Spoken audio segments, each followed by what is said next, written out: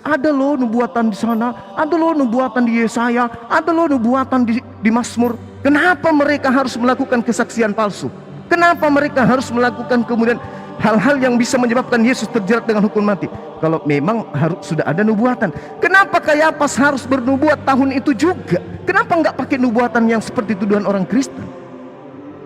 Ternyata penyaliban itu terjadi karena akibat duit, pulus, politik, ekonomi, bukan oleh karena dosa. Penyaliban berubah menjadi dosa, penyaliban menjadi kemudian darah untuk dosa. Itu nanti di meja Romawi.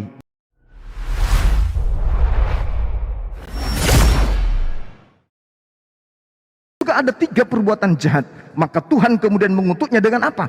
Allah kemudian menghanguskan dengan api. Nah, di Moab ayat 6 sampai data nomor 16 ada 3 kejahatan Israel. Di antaranya adalah orang yang menerima suap karena menjual orang. Maka Tuhan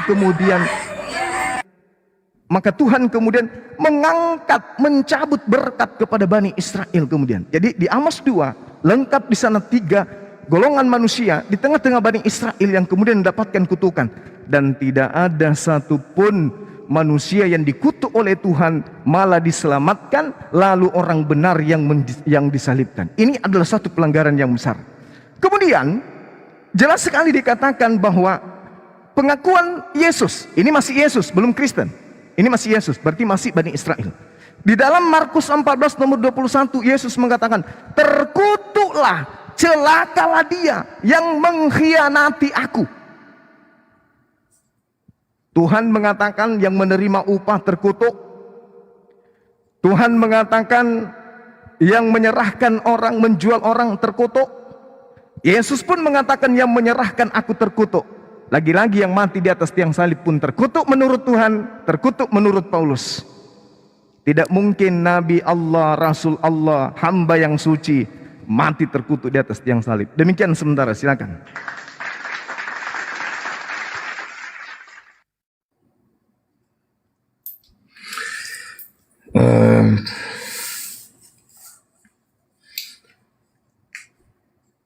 Saya tidak mengerti apa hubungannya banyak ayat yang dikatakan terkutuk itu, yang ada hubungannya dari semua ayat yang Bang Suma berikan. Itu hanya Galatia pasal yang ketiga dan juga Ulangan 21 ayat 22 dan 23. Dan Markus 14 ayat 21 tidak mengatakan terkutuklah yang mengkhianati aku, tapi celakalah. Ini kalau ayatnya tidak dibaca maka dihafal luar kepala, tapi hafalannya salah. Celakalah, bukan terkutuklah ya. Lalu Amos 2 itu mau dikutuk sama sekali tidak ada urusannya. Yusuf minta mayat Yesus juga tidak ada hubungannya. Kalau Yusuf minta mayat Yesus, itu Yesus yang sungguh-sungguh atau orang yang diserupakan oleh Yesus? Jadi saya hanya membahas Galatia pasal 3. Saya akan bacakan. Ini saja yang ada hubungannya.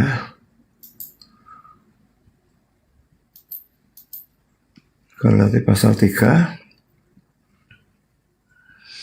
Saya baca mulai dari ayat yang ke-10. Karena semua orang yang hidup dari pekerjaan hukum Taurat berada di bawah kutuk. Sebab ada tertulis, terkutuklah orang yang tidak setia melakukan segala sesuatu yang tertulis dalam kitab hukum Taurat. Sementara saya baca ayat 10 dulu ya, saya jelaskan ya. Semua orang yang hidup dari pekerjaan hukum Taurat, maksudnya adalah orang yang mau selamat melalui ketaatan kepada Taurat. Kalau orang itu mau selamat karena ketaatan pada Taurat, berarti dia itu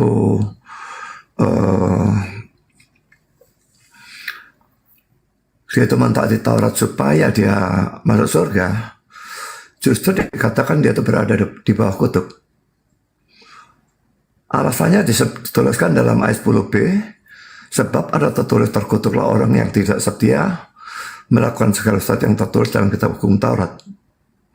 Perhatikan kata-kata setia melakukan segala sesuatu yang tertulis dalam kitab hukum Taurat. Ya.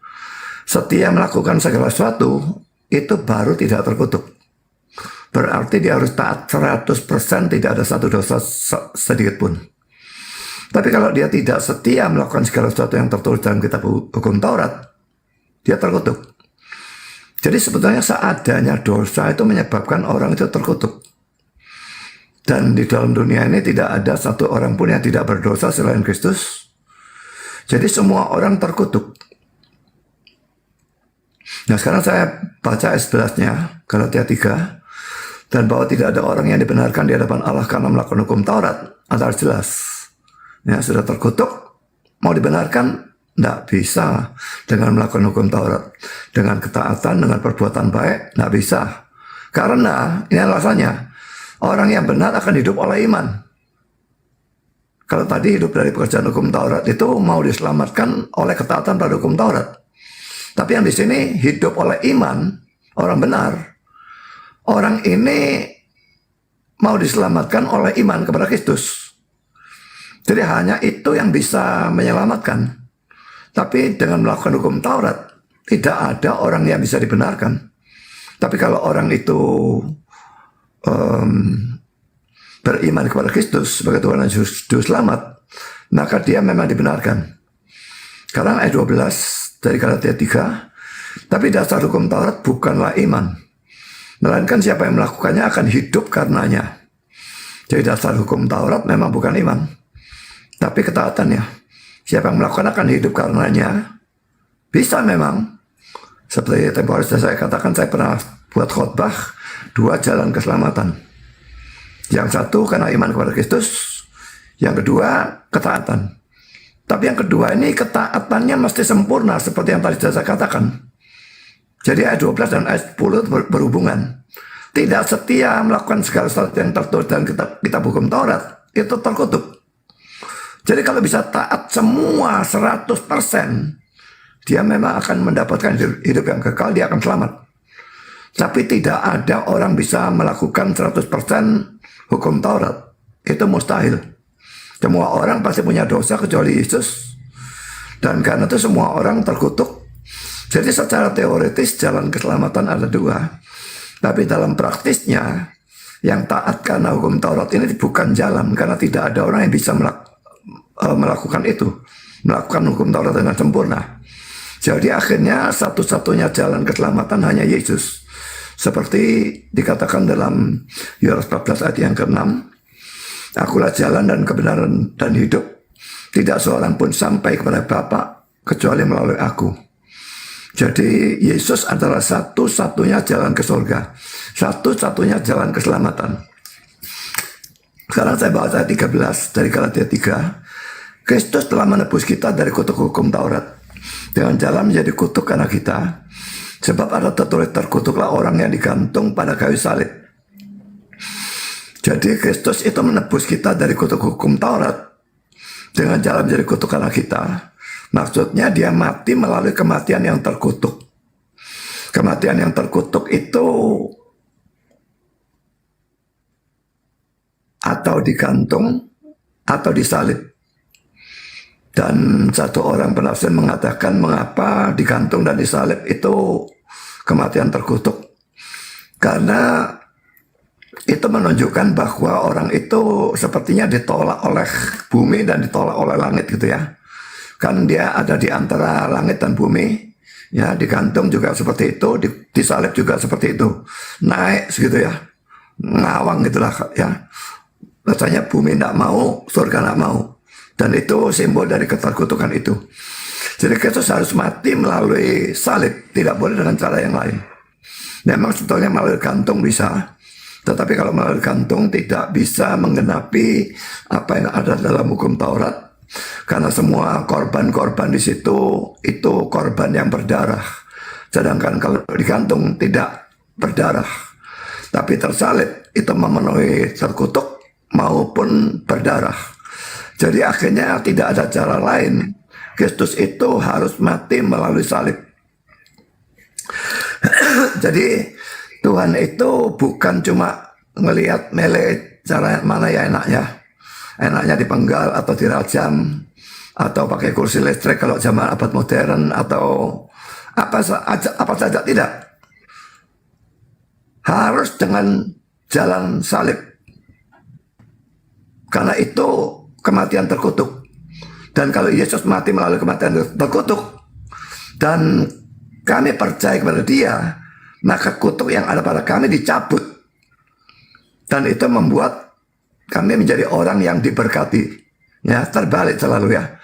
Yesus yang diberkati itu mati secara terkutuk.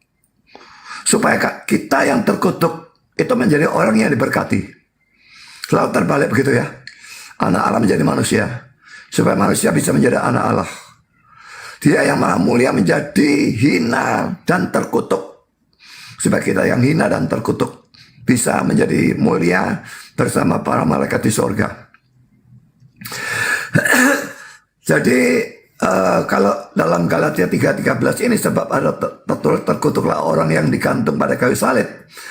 Lah ini merujuk pada kata-kata di dalam Ulangan 21 ayat 22 dan 23 yang akan saya bacakan. Ulangan 21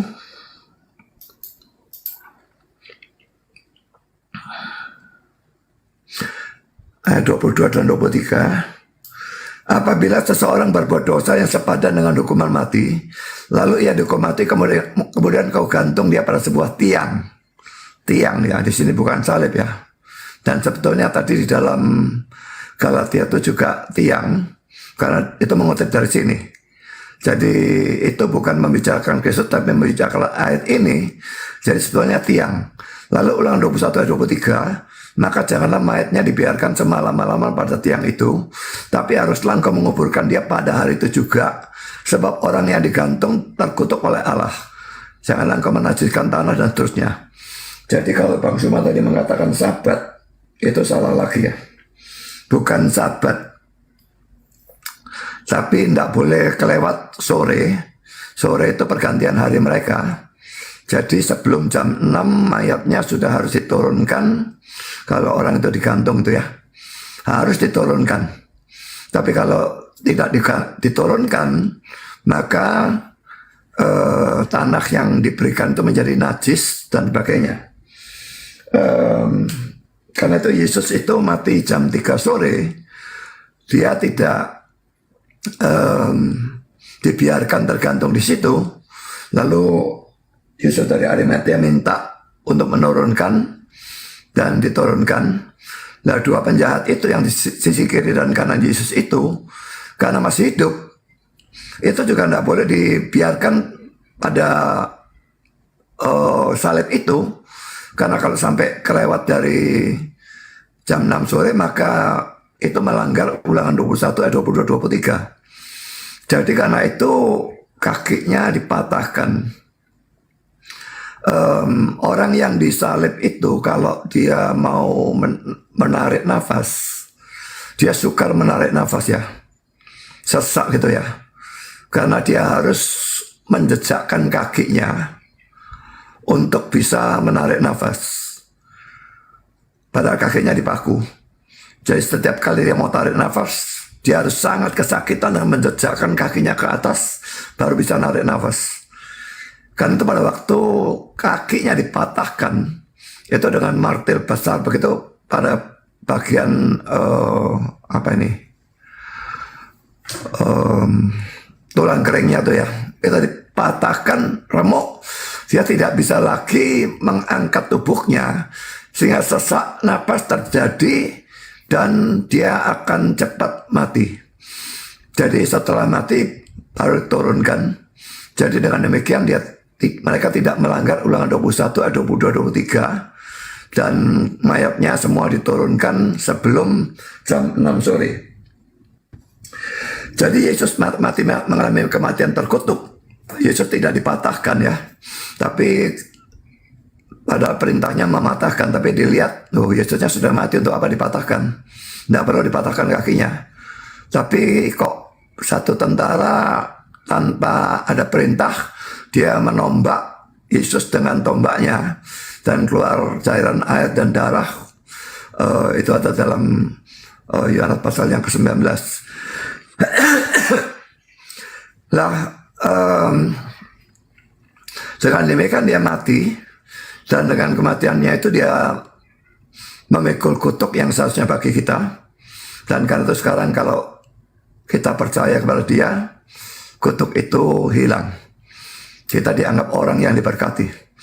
Dan itu terlihat juga di dalam perumpamaan sekaligus nubuat yang diberikan oleh Yesus dalam Matius pasal 25 ayat 31 sampai yang ke-46.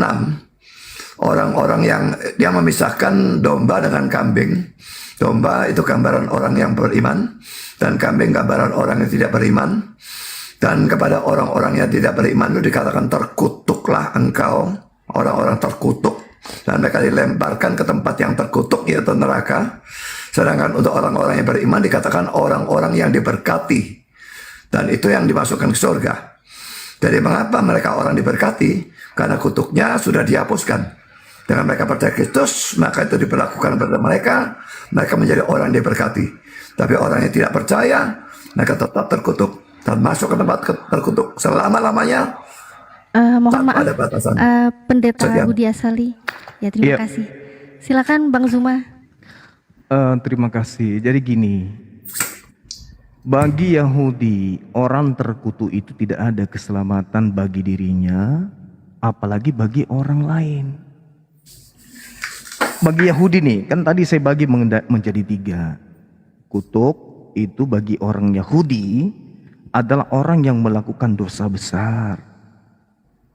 Tidak ada keselamatan bagi mereka. Saya kasih contoh-contoh yang tadi, saya tambahkan contohnya lagi. Yang pertama, bagaimana kemudian Adam, dikarenakan dia dimatikan karena ular yang melakukan kebohongan, maka kemudian akibatnya ular dikutuk, bumi dikutuk. Apa yang terjadi? Kesusahan terjadi, ular terhadap Adam dan seterusnya. Akibat karena kutukan. Tidak ada orang yang diselamatkan karena kutukan itu. Itu yang pertama. Kemudian Kain, ketika kemudian kita lihat dalam Kejadian 4 nomor 11, bagaimana dia terkutuk karena membunuh saudaranya sendiri. Jadi kutukan itu tidak mendatangkan kebaikan.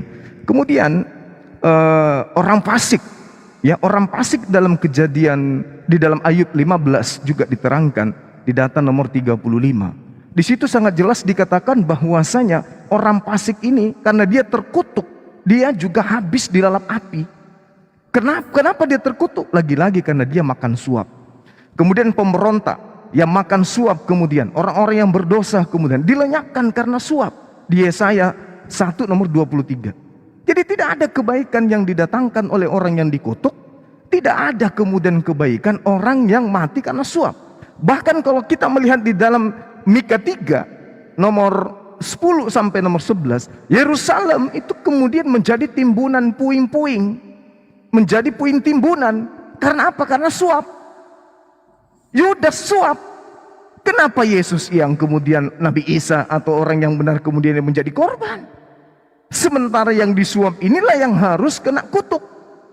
Bagaimana mungkin kemudian orang yang benar menjadi terkutuk, kemudian orang yang bersalah yang diselamatkan?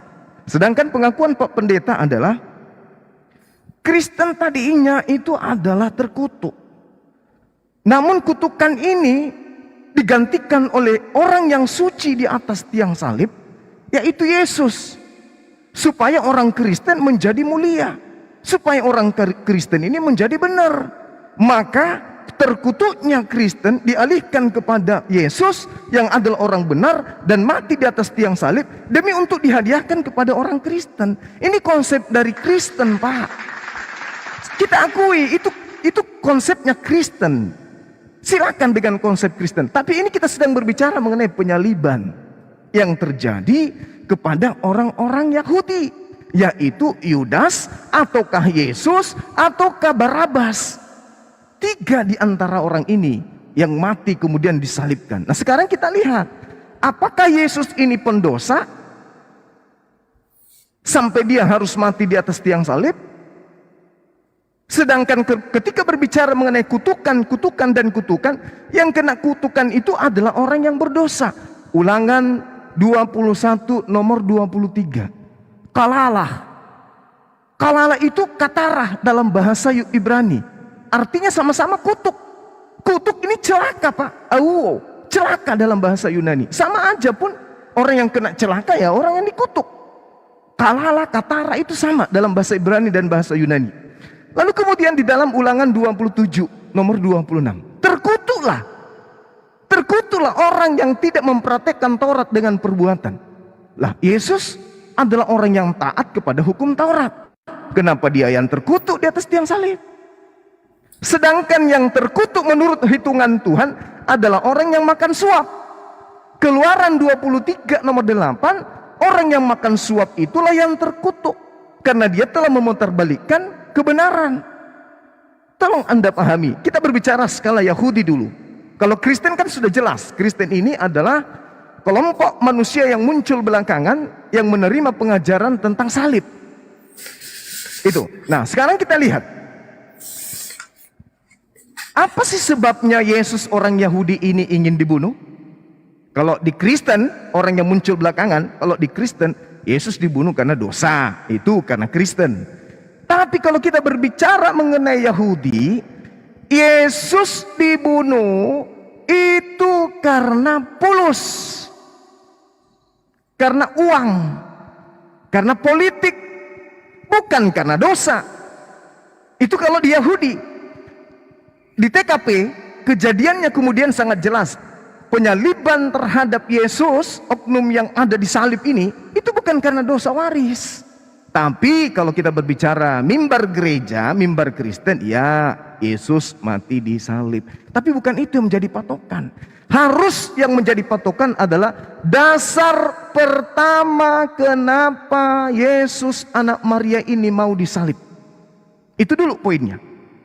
Di dalam Yohanes 11 nomor 45 sampai 53. Coba Bapak lihat di situ.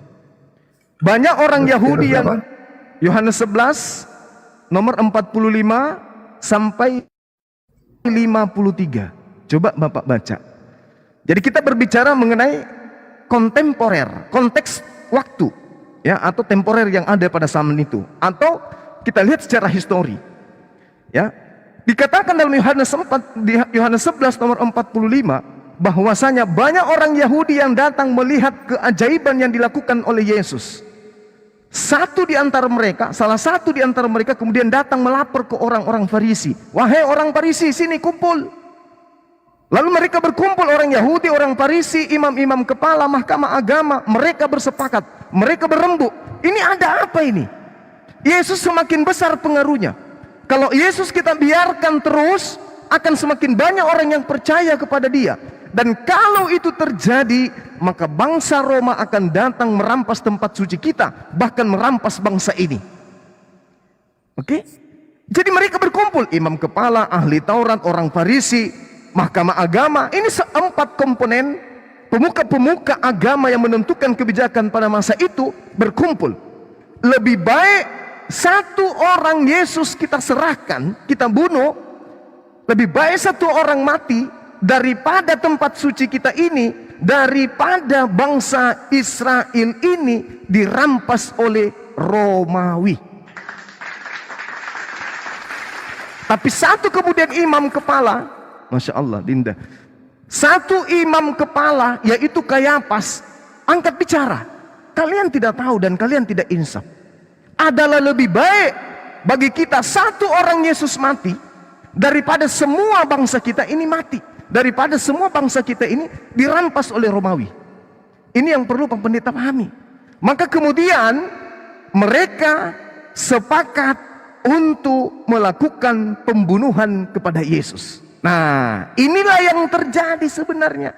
Akar penyaliban itu adalah kecemburuan sosial. Karena pengaruh Yesus kepada orang-orang Yahudi lebih kuat daripada mereka imam-imam kepala dan mahkamah agama, maka mereka bersepakat, mereka bersekongkol untuk menyerahkan Yesus. Karena lebih baik satu orang mati untuk bangsa Yahudi, bangsa Israel, daripada semua orang Israel itu mati dan dirampas oleh Romawi bangsanya.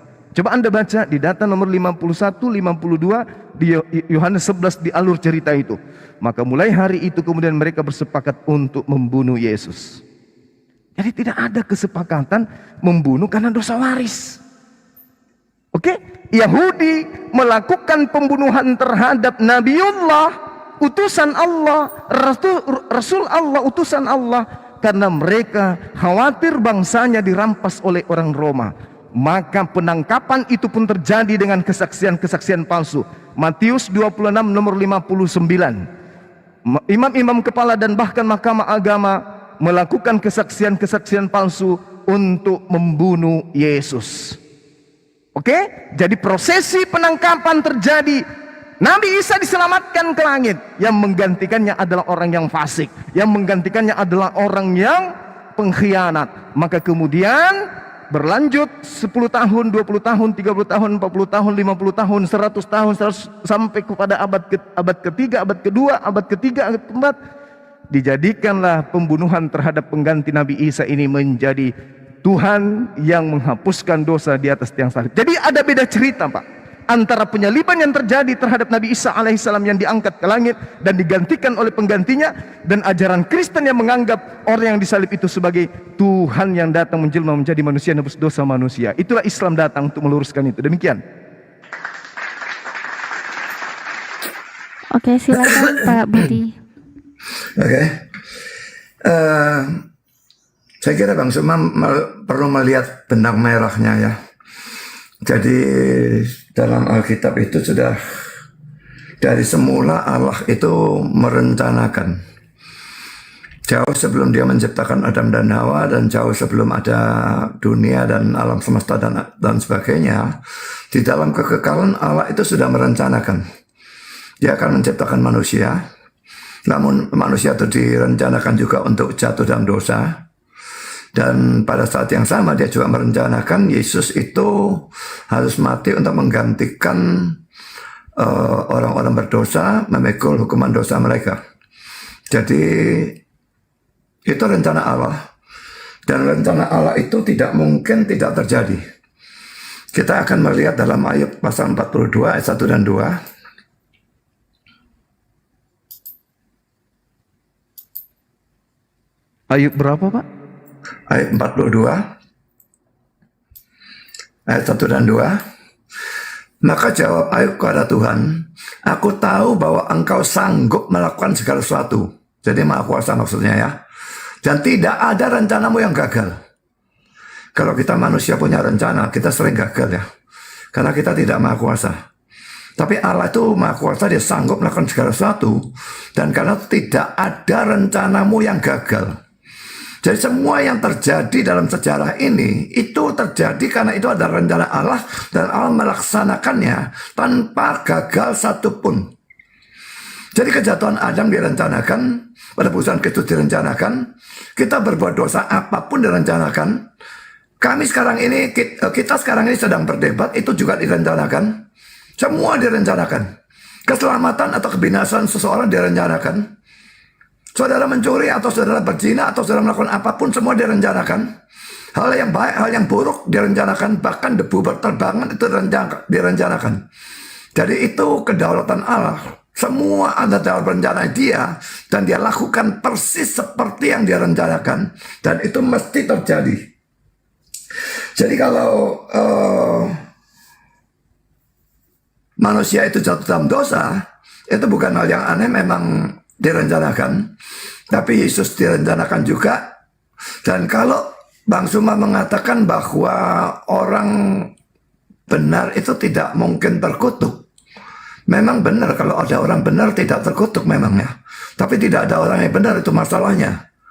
Dan Yesus itu menjadi terkutuk itu karena dia ingin manusia masuk ke surga. Dan bukannya manusia binasa semua masuk ke neraka. Jadi dia menjadi substitute atau pengganti.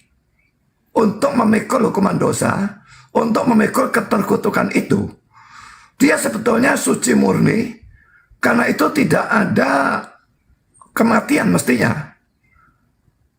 Hanya kalau ada dosa baru ada kematian. Roma 6 ayat 23, upah dosa ialah maut. Nah, Yesus yang tidak ada dosa kok bisa mati? Dia pasti mati untuk orang lain. Yesus yang tidak berdosa kok bisa terkutuk? Dia terkutuk untuk orang yang lain, supaya orang-orang itu diberkati. Jadi di sini memang itu rencana Allah semuanya.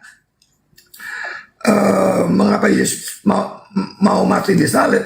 Karena dia mau memikul hukuman dosa manusia, dan karena dia mau manusia-manusia tertentu itu selamat. Kalau dia tidak mau mati di salib, semua kita tanpa kecuali akan masuk ke neraka. Dan Yesus mati karena politik. Ada benarnya, ada salahnya. Memang itu rencana Allah, digenapi oleh Allah dengan menggunakan, kalau dalam istilah teologi, second causes atau penyebab-penyebab kedua. Allah itu prima causa, penyebab pertama dari segala sesuatu. Karena dia merencanakan dan dia mengatur sehingga rencana terjadi. Maka dia itu prima causa, penyebab pertama. Tapi dalam bekerja, dia menggunakan penyebab-penyebab kedua. Itu bisa setan, bisa manusia. Jadi dalam hal misalnya Kayafas, orang-orang Yahudi, kenapa orang-orang Yahudi menuntut salib? Kenapa kok bukan rajam? Karena biasanya hukuman mereka hukuman rajam. Itu semua dikuasai Tuhan untuk mengarahkan pada penyaliban. Karena kalau rajam itu bukan terkutuk, maka dia tidak memikul kutuk. Harus disalib. Makanya mereka berkata, salibkan dia, salibkan dia. Bagaimanapun Pontius Pilatus berbuat apapun, mereka menekan, harus salibkan dia. Jadi pengkhianatan Yudas itu juga sudah direncanakan. Lalu orang-orang Yahudi mau membunuh Yesus direncanakan. Dan kemunafikan Pontius Pilatus juga sudah direncanakan. Semua direncanakan supaya Yesus mati melalui salib, mati melalui cara yang terkutuk. Saya akan membacakan Kisah Rasul pasal 4.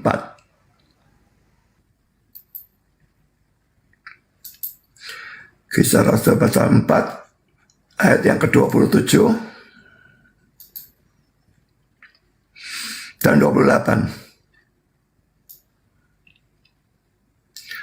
Sebab sesungguhnya telah berkumpul di dalam kota ini Herodes dan Pontius Pilatus beserta bangsa-bangsa dan suku-suku bangsa Israel melawan Yesus hambamu yang kudus yang kau urapi, untuk melaksanakan segala sesuatu yang telah engkau tentukan dari semula oleh kuasa dan kehendakmu.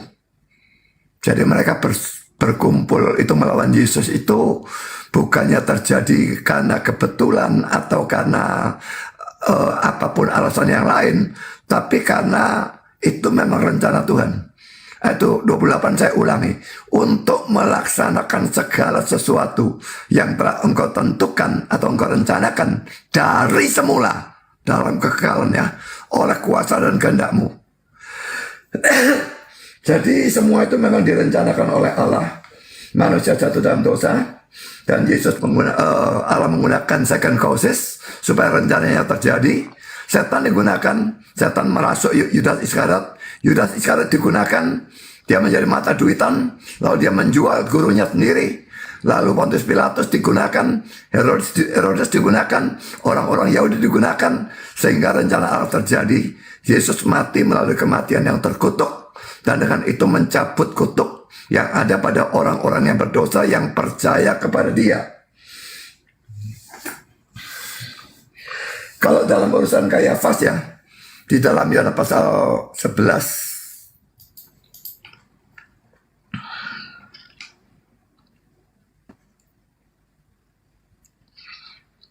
saya bacakan mulai ayat yang ke-49 atau ayat 48 ya. 47 saja lah ya. Yohanes 11 ayat 47. Lalu imam-imam kepala dan orang-orang Farisi memanggil mahkamah agama untuk berkumpul, dan mereka berkata, apakah yang harus kita perbuat? Sebab orang itu membuat banyak mukjizat. Orang itu Yesus ya. Apabila kita biarkan dia, maka semua orang akan percaya kepadanya. Kalau semua orang percaya kepadanya, akan terjadi kekacauan. Dan orang-orang Roma akan datang dan merampas tempat suci kita serta bangsa kita. Ayat 49, tapi seorang di antara mereka, yaitu Kayafas, imam besar pada tahun itu, berkata kepada mereka, kamu tidak tahu apa-apa, dan kamu tidak insaf, bahwa lebih berguna bagimu jika satu orang mati untuk bangsa kita, daripada seluruh bangsa kita ini binasa. Hal itu dikatakannya bukan dari dia sendiri, tapi sebagai imam besar pada tahun itu ia bernubuat bahwa Yesus akan mati untuk bangsa itu, dan bukan untuk bangsa itu saja, tapi juga untuk mengumpulkan dan mempersatukan anak-anak Allah yang tercerai-berai. Mulai dari hari itu mereka bersepakat untuk membunuh dia. Ini nubuat dari Kayafas ini harus disoroti dari dua sudut pandang. Kayafas itu imam besar, dia bernubuat lebih baik satu orang ini mati untuk bangsa kita daripada seluruh bangsa kita binasa. Jadi maksudnya dia kita bunuh. Pak Budi bisa beberapa dalil dulu biar tidak terlalu lama. Nanti Bang Zuma tanggapi dulu dalil yang berikutnya, baru setelah itu beberapa ayat dulu Bang Zuma sampaikan, kemudian bisa saling menanggapi supaya berjalan ininya diskusinya. Nggak apa-apa Pak? Biar dikasih waktu lagi sedikit untuk menyelesaikan tadi Kayafas. Ya. Pengakuan Kayafas dipandang dari Jadi Kayafas ini kalau maksudnya Kayafas, Yesus dibunuh supaya bangsa itu tidak dihancurkan oleh Romawi. Tapi Tuhan bernubuat melalui Kayafas itu dengan maksud yang lain. Yesus mati untuk bangsa itu. Yesus mati untuk menebus dosa. Itu kelihatan dari 51 dan 52 ya. Yesus akan mati untuk bangsa itu, dan bukan untuk bangsa itu saja, tapi juga untuk mengumpulkan dan mempersatukan anak-anak Allah yang tercerai-berai. Jadi bukan untuk bangsa itu saja, bukan untuk Israel saja, tapi untuk anak-anak Allah yang tercerai-berai. Jadi orang-orang di luar Israel, Yesus juga mati untuk mereka, dan mereka harus dikumpulkan. Lalu mereka bersepakat untuk membunuh dia, dan akhirnya Yudas Iskariot dan sebagainya. Jadi akhirnya memang itu second causes atau penyebab-penyebab kedua, orang-orang yang diperalat oleh Allah untuk membunuh Yesus supaya rencana Allah itu terjadi dan Yesus menjadi penebus dosa. Silakan. Oke, baik. Jadi yang pertama, Pak Pendeta menuduh Allah merencanakan manusia jatuh ke dalam dosa. Ini adalah satu kesalahan fatal, fitnah terhadap Tuhan. Karena Tuhan tidak pernah mengatakan ini baik di dalam perjanjian lama maupun perjanjian baru. Lalu kemudian menuduh Tuhan merencanakan Yesus mati. Ini pun dalilnya nggak ada. Ini nggak ada dalil. Nah sekarang gini, kalau Pak Pendeta membaca Ayub 42 nomor 1 nomor 2, di situ dikatakan rencana Tuhan. Sebenarnya rencana Tuhan itu adalah shalom. Yeremia 29 nomor 11. Bukan Kristen rencana Tuhan itu. Dan itu akan dibantah. Kalau Bapak Pendeta mengatakan bahwasanya Ayub 42 itu adalah satu penggenapan dari keinginan Tuhan, rancangan Tuhan, harusnya Yesus mati di atas tiang salib. Maka kemana arah daripada penjelasan saya tadi? Tuhan sudah memutuskan orang yang terkutuklah yang harus mati. Orang yang menerima suaplah yang harus mati.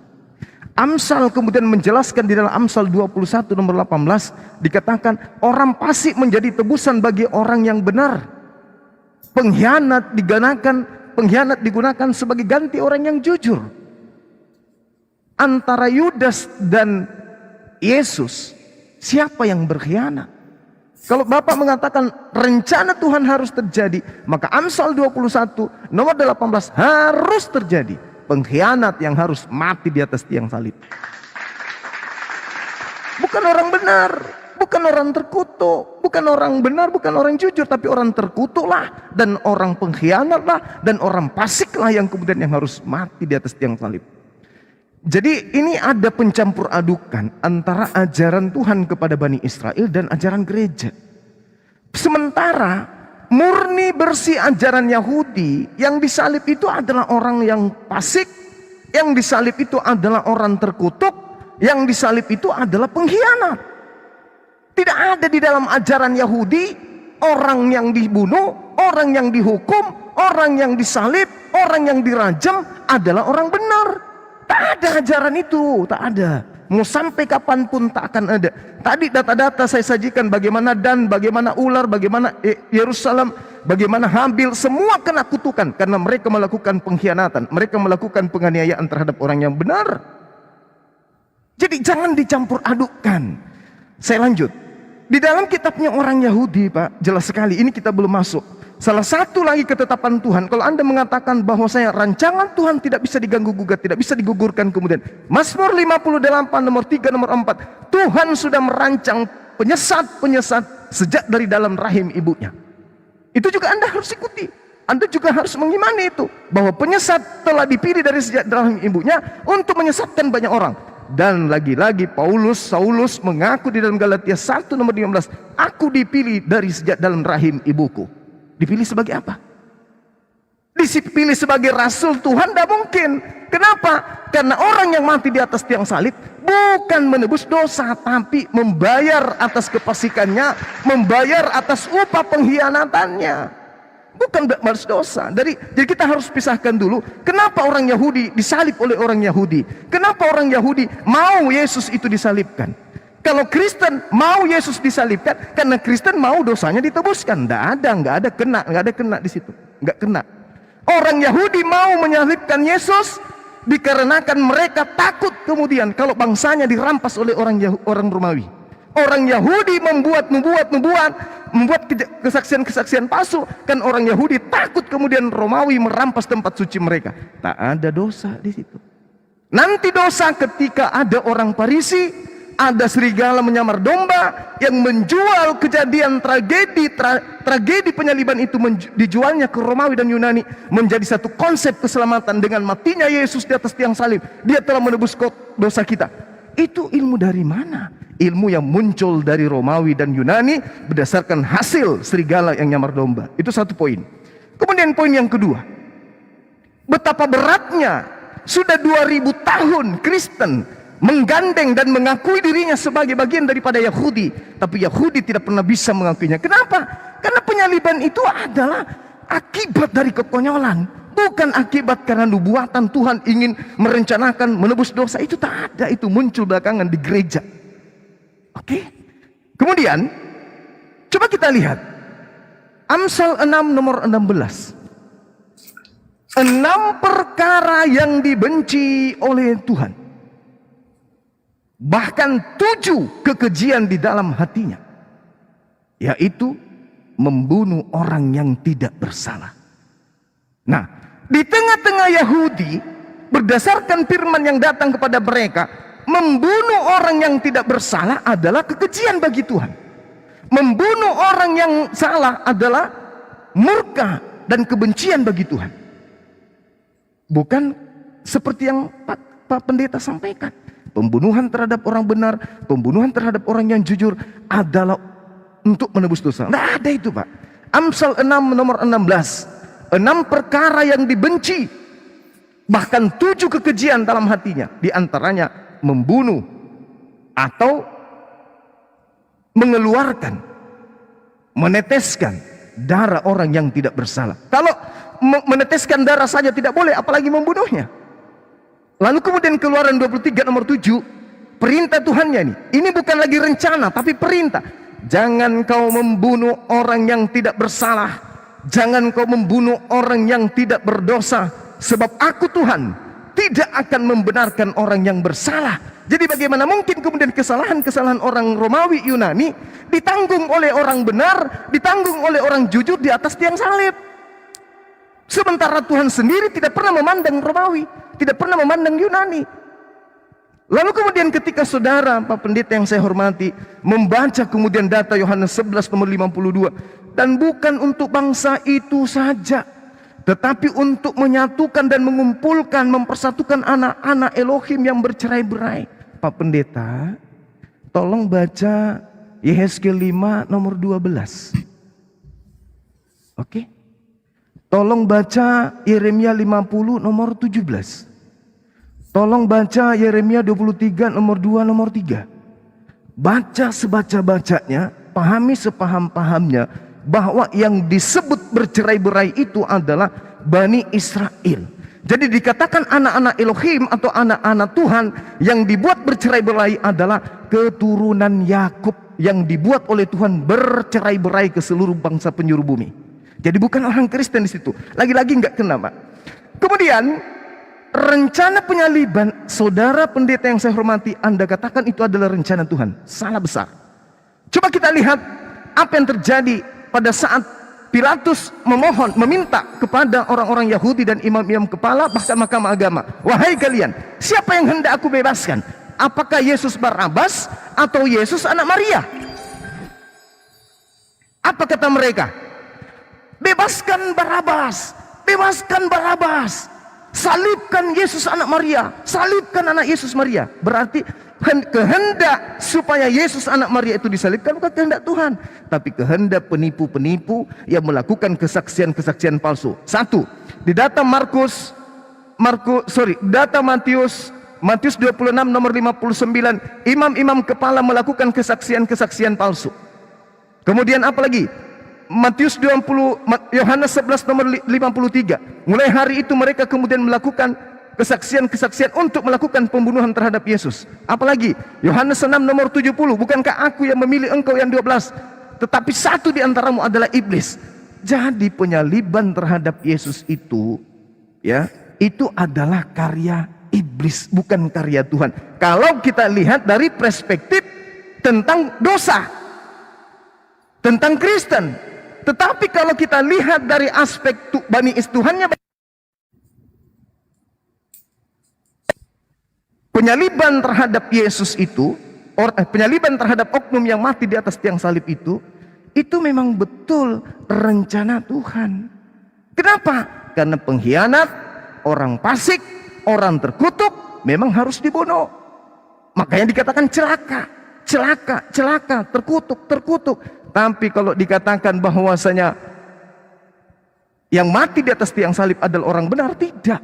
Melainkan yang mati itu adalah penggantinya orang yang benar. Orang benar terangkat ke langit, yang menggantikannya adalah orang yang fasik. Jangan kau membunuh orang yang tidak benar, orang yang benar dan tidak bersalah. Tetapi siapa yang terkutuk di mata Tuhan, haruslah kemudian mayatnya diturunkan dari salib karena jasadnya tidak boleh menyentuh tanah. Ingat Pak, orang Yahudi tradisinya Sabat itu mulai dari pukul 16.00. Jadi hari Jumat pukul 6 itu sudah masuk Sabat. Demikian.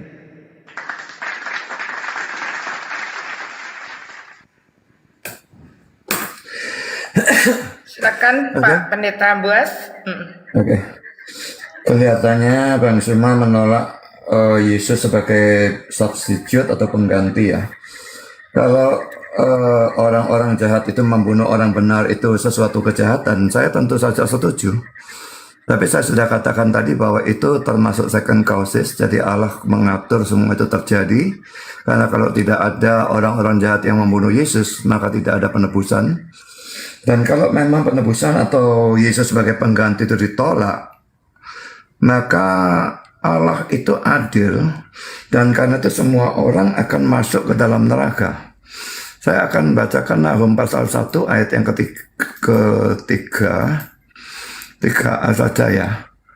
Tuhan itu panjang sabar dan besar kuasa. Perhatikan, panjang sabar, besar kuasa. Tetapi ia tidak sekali-kali membebaskan dari hukuman orang yang bersalah. Jadi kecuali hukuman itu ditanggung oleh orang lain, ya orang itu sendiri yang mesti menanggung. Kalau penebusan dosa itu ditolak, kalau Yesus sebagai substitute atau pengganti ditolak, ya tidak ada jalan lain, alternatifnya semua orang harus masuk neraka, termasuk Bang Suma dan saya. Dan semua, tanpa kecuali, dari Adam sampai kiamat semua masuk neraka. Karena persoalan alam merencanakan dosa dan penyaliban dan dianggap sebagai suatu fitnah. Saya tanya Bang Suma ya, ini argumentasi secara Alkitab mau dicampur dengan logika ya. Saya tidak tahu apa pandangan Muslim tentang Allah. Allah itu maha tahu kalau pandangan Kristen ya. Jadi pada kekekalan minus tak terhingga, saya sebut begitu ya. Sebelum ada apapun atau siapapun hanya ada Allah. Allah itu sudah maha tahu kan. Kalau dia maha tahu, dia tahu apapun tanpa kecuali yang akan terjadi.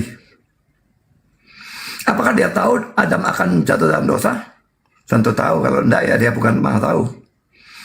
Apakah dia tahu Yudas akan mengkhianat? Tentu tahu. Kalau enggak dia bukan maha tahu.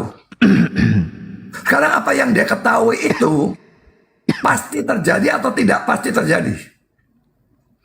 Kalau tidak pasti terjadi ya berarti dia pengetahuannya ya tidak ada, dia tidak maha tahu juga. Jadi kesimpulan saya, apa yang dia tahu itu pasti terjadi. Adam jatuh dalam dosa, Yudas mengkhianat, orang-orang Yahudi seperti itu, Pontius Pilatus munafik, semua itu dia tahu, dan karena dia tahu itu pasti terjadi. Kalau pasti terjadi, itu tertentu. Saya belum bilang ditentukan ya, tapi saya katakan tertentu, fix dalam bahasa Inggris. Sekarang kalau itu memang sudah fix atau tertentu, pertanyaannya adalah siapa yang menentukan? Bagaimana mungkin sejak minus tak terhingga segala sesuatu itu yang dia ketahui itu sudah pasti terjadi sehingga sudah tertentu. Kok bisa tertentu dari mana? Tertentu dengan sendirinya itu mustahil. Karena pada saat itu hanya ada Tuhan dan tidak ada siapapun atau apapun yang lain. Pasti Tuhan yang menentukan. Baik dosa maupun penebusan melalui Kristus dan sebagainya. Seperti tadi saya katakan, segala sesuatu debu beterbangan pun Tuhan tahu. Kalau saudara melakukan pemerkosaan, Tuhan tahu itu. Ini saya cuma contoh ya. Kalau saudara melakukan pemerkosaan, Tuhan tahu itu akan terjadi. Dan kalau itu dia tahu akan terjadi, itu pasti terjadi. Kalau pasti terjadi, itu tertentu. Kalau tertentu, siapa yang menentukan? Waktu itu cuma ada dia. Tidak ada orang bisa terhindar dari argumentasi ini, kecuali dia mengatakan Allah tidak maha tahu. Jadi kalau saudara menganggap Allah itu maha tahu, berarti dia pasti menentukan segala sesuatu tanpa kecuali, baik dosa maupun baik, dan penebusan Kristus, dan sebagainya. Jadi itu argumentasi saya, dan saya yakin tidak ada orang bisa menjawab kecuali mau mengatakan Allah tidak maha tahu. Tapi kalau Allah tidak maha tahu, ya itu bertentangan frontal dengan kitab suci saya. Kalau dikatakan karya iblis bukan karya Tuhan, ini saya kira tempo hari sudah muncul dalam debat kemarin ya. Jadi memang saya bilang iya dan tidak. Iblis itu menjadi second cause. Penyebab kedua itu bisa manusia, bisa setan. Dia menggodai orang sehingga mereka lalu membunuh Yesus, menyalibkan Yesus. Tapi semua itu diatur oleh Tuhan, direncanakan oleh Tuhan, dan mesti terjadi sesuai dengan rencana dari Tuhan. Mari kita lihat Lukas 22 ayat 22.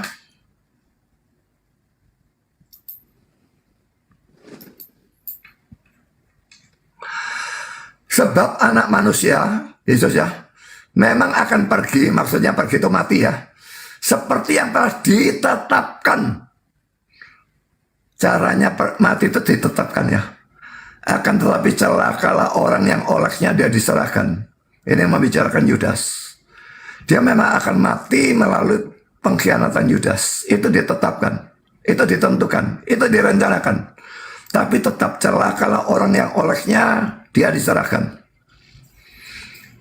Jadi memang dosa ditentukan. Itu jelas ajaran Alkitab secara benar. Lalu tadi sudah saya bacakan kisah 4 ayat 27-28, tidak perlu saya ulangi. Pontius Pilatus, Herodes dan sebagainya semua berkumpul melaksanakan apa yang Tuhan tentukan dari semula. Lalu dalam kisah Rasul pasal 3 juga ada hal seperti itu.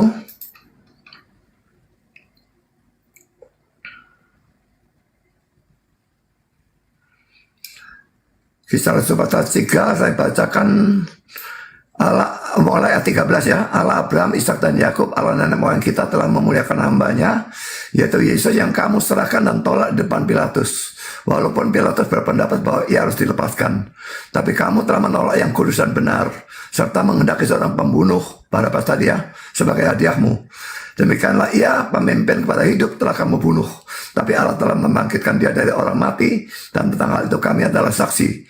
Dan karena kepercayaan dalam nama Yesus, maka nama itu telah menguatkan orang yang kamu lihat dan kamu kenal ini, dan kepercayaan telah memberi kesembuhan kepada orang yang di depan kamu semua. Hai saudara-saudara, aku tahu bahwa kamu telah berbuat demikian karena ketidaktahuan, sama seperti semua pemimpin kamu. Tapi dengan jalan demikian, Allah telah menggenapi apa yang difirmankannya dahulu dengan perantara nabi-nabinya, yaitu bahwa Mesias yang diutusnya harus menderita. Karena itu sadarlah dan bertobatlah, supaya dosamu dihapuskan, agar Tuhan mendatangkan waktu kelegaan dan mengutus Yesus yang dari semula diuntukkan bagimu sebagai Kristus. Jadi memang difirmankan dahulu, itu dinubuatkan ya. Kenapa nubuat itu harus terjadi? Karena nubuat itu berasal dari rencana Allah. Rencana Allah harus terjadi, seperti sudah saya bacakan Ayub 42 ayat 1 dan 2. Dan nubuat itu sebagian dari rencana Allah dinubuatkan. Karena rencana Allah harus terjadi, nubuat tidak bisa gagal. Dan Alkitab itu penuh dengan nubuat. Dan itu tidak bisa gagal, pasti terjadi. Sekian. Oke, baik. Jadi kalau berbicara mengenai apakah di awal dulu Anda mengatakan Allah mengatur penyaliban. Allah mengatur penyaliban itu bahwasanya penyaliban ini harus terjadi bukan kepada orang yang jujur. Bahwa penyaliban ini bukan harus terjadi kepada orang yang benar. Penyaliban ini harus terjadi sesuai dengan rencana Tuhan berdasarkan Amsal 21:18 dan Amsal 11:8, Ulangan 21:23, orang yang disalib itu haruslah orang yang fasik, pengkhianat. Memang Amsal berapa tadi? Amsal 21:8. Bisa tolong dibacakan ayatnya? Oke, baik. Di situ sangat jelas dikatakan begini, bahwasanya di Amsal 21, orang fasik menjadi tebusan bagi orang yang benar, dan pengkhianat dipakai sebagai ganti orang yang jujur. Oke. Amsal 11:8 juga diterangkan dengan sangat jelas, orang benar diselamatkan dari kesukaran dan orang fasik yang menggantikannya. Jadi kalau Bapak mengatakan memang sudah diatur, yes, diatur, tapi yang disalib ini yang telah diatur adalah orang yang fasik, pengkhianat. Inilah yang kemudian saya katakan cerita penyaliban terhadap oknum yang datang sebagai Mesias, sebagai Al-Masih kepada Yahudi, itu tidak ada hubungannya dengan Kristen. Mesias yang datang untuk Yahudi, mereka punya cerita lain yang begitu datang mengajarkan hikmat Injil kepada Bani Israel. Di situ Bani Israel sedang dikungkung oleh kekuasaan Roma. Di antara pengkhianat-pengkhianat inilah nanti orang Farisi ahli Taurat yang Yesus katakan, celakalah engkau ahli Taurat, celakalah engkau orang Farisi, celakalah engkau orang munafik. Engkau menyeberangi lautan, menjelajahi daratan, mentobatkan orang masuk menjadi pengikutmu, setelah menjadi pengikutmu kau jadikan orang neraka, dan 2 kali lebih jahat daripada engkau sendiri. Satu. Yang kedua, nubuat untuk Paulus di dalam pengakuan Yakub di Kejadian 49 nomor 27.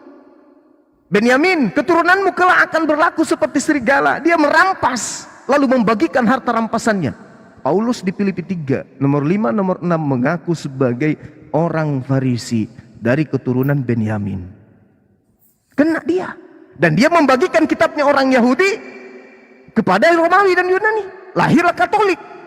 Makanya saya katakan penyaliban yang terjadi terhadap Nabi Isa atau Yesus Al-Masih anak Maria ini tidak ada hubungannya dengan Kristen. Kristen nanti muncul Belakangan setelah ada ajaran dari orang Parisi yang nyeberangi lautan menjelajahi daratan, membawa rampasan dari ajaran, dari tradisi, dari tragedi kejadian itu sampai kepada Romawi dan Yunani. Romawi yang Yunani yang tidak memiliki agama ya jelas, tidak memiliki kitab suci, menerima ajaran itu dan meresmikannya sebagai ajaran yang resmi untuk kerajaan. Makanya ada konsili untuk menentukan Yesus ini Tuhan atau hanya sekedar penyampai firman. Itu yang perlu Pak Pendeta pahami. Lalu kemudian Pak Pendeta yang saya hormati mengatakan, apakah Allah itu tidak maha mengetahui? Kita harus membedakan antara maha mengetahui dan menentukan. Jadi Tuhan tidak menentukan bahwasanya ini sesat, ini neraka, ini surga. Tidak.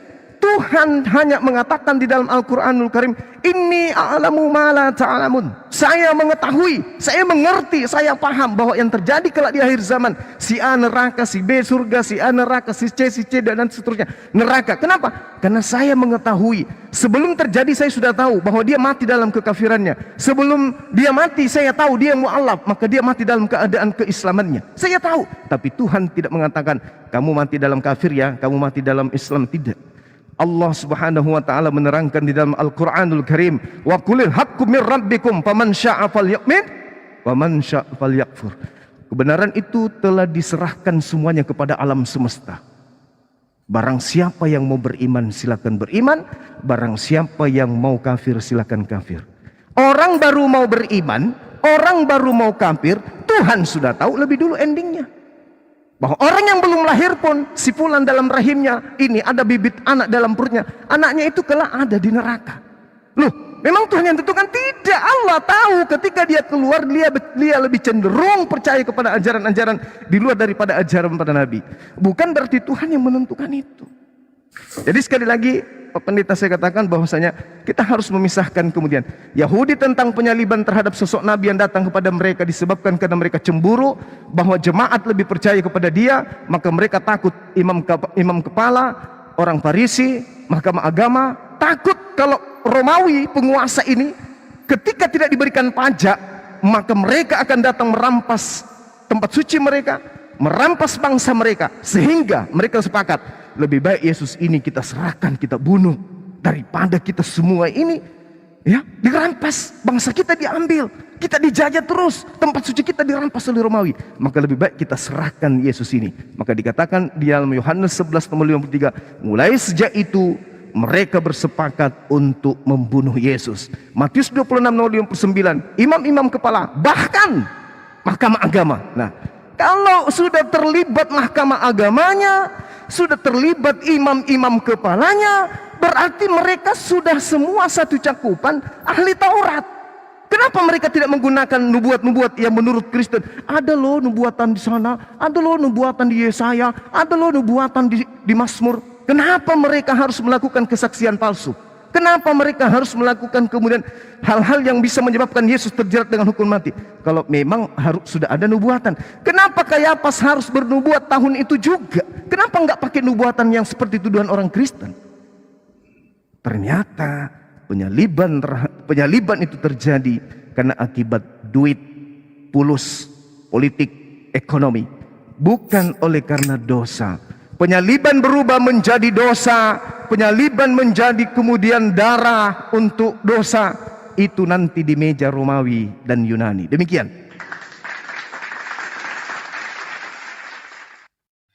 Oke. Silakan Pak Budi ditanggapi. Kalau tadi saya tidak sempat mencatat ya, Amsal itu beberapa ayat dan orang bisa nebus orang lain dan sebagainya. Dalam Mazmur 49 ayat 8 dan ayat 9 kalau bahasa Indonesia. Kalau dalam bahasa Inggris ayat 7 dan ayat 8. Tapi kalau Indonesia 8 dan 9 ya. Saya bacakan terjemahan bahasa Indonesia sendiri lebih dulu, tapi ini salah terjemahan ya. Tidak seorang pun dapat membebaskan dirinya atau memberikan tebusan kepada Allah ganti nyawanya, karena terlalu mahal harga pembebasan nyawanya dan tidak memadai untuk selama-lamanya. Jadi kalau kita lihat di dalam ayat ini membicarakan cuma satu orang ya. Tidak seorang pun dapat membebaskan dirinya sendiri kan? Atau memberikan tebusan kepada Allah ganti nyawanya. Ini nyawanya sendiri juga. Karena terlalu mahal harga pembebasan nyawanya, nyatu dia juga, dan tidak memadai untuk selama-lamanya. Tapi terjemahan ini salah, saudara. Saya akan membacakan dari terjemahan NIV. Mau digunakan terjemahan Inggris yang lain juga boleh, tapi saya menggunakan NIV. No man can redeem the life of another, or give to God a ransom for him. Another tadi, sekarang him. The ransom for a life is costly, no payment is ever enough. Jadi kalau diterjemahkan, tidak seorang pun dapat menebus hidup dari orang lain atau memberikan kepada Allah suatu tebusan untuk dia. Berarti ini bicarakan dua orang ya. Orang nebus orang lain itu tidak bisa. Lalu ayat selanjutnya dalam NIV, the ransom for a life is costly, no payment is ever enough. Penebusan untuk suatu kehidupan itu terlalu berharga ya. Tidak ada pembayaran yang akan bisa mencukupi. Jadi manusia menebus manusia itu tidak memungkinkan. Karena semua manusia berdosa. Tapi satu-satunya yang bisa menebus itu adalah Kristus. Karena Kristus itu tidak berdosa sama sekali. Kalau dia tidak berdosa sama sekali, dia harus menebus. Dia tidak bisa mati sebetulnya. Kenapa dia mati? Dia mati karena untuk orang lain. Dia tidak terkutuk, tapi kenapa dia mati secara terkutuk?